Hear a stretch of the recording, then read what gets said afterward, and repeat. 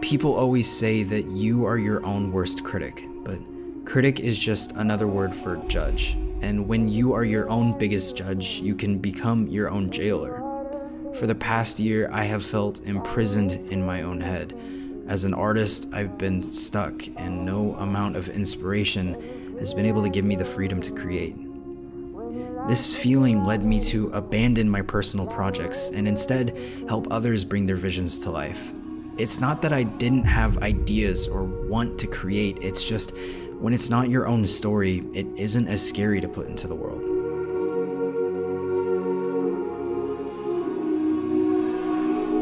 For nearly 6 months, I've worked all around the world helping others. I thought that letting go of the creative decisions would allow me to breathe as an artist. It hasn't worked out. I mean, sure, I've made some money, but at the end of the day, the goals and the dreams I had for myself never went anywhere. I chose to ignore them because I wasn't able to move forward with my ideas with any confidence.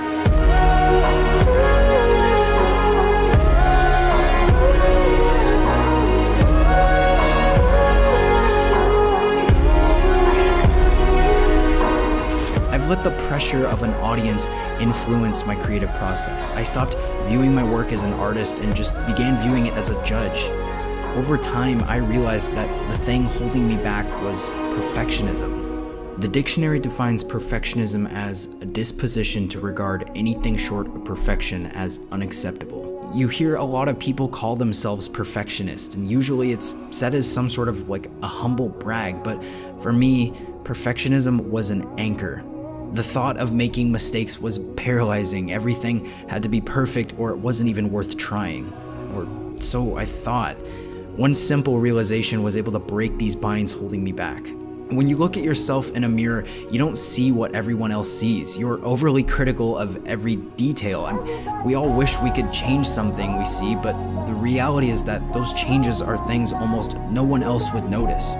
What I realized is that my art is no different. I was criticizing my work so heavily because I was viewing it in a mirror. I knew what I wanted to see, and if I couldn't make it exactly that, I didn't see any point in trying. But when you view your work like that, you'll never be happy. There's always a change that can be made. It's an endless cycle of judgment and abandonment. Perfection, in my mind, is a measure of how well something does what it is intended to do. I create art to express myself, sure, but the real goal is to create something that evokes emotion from my audience, from all of you. And if my work does that, then it's as perfect as it needs to be. Scott Adams said, creativity is allowing yourself to make mistakes. Art is knowing which ones to keep.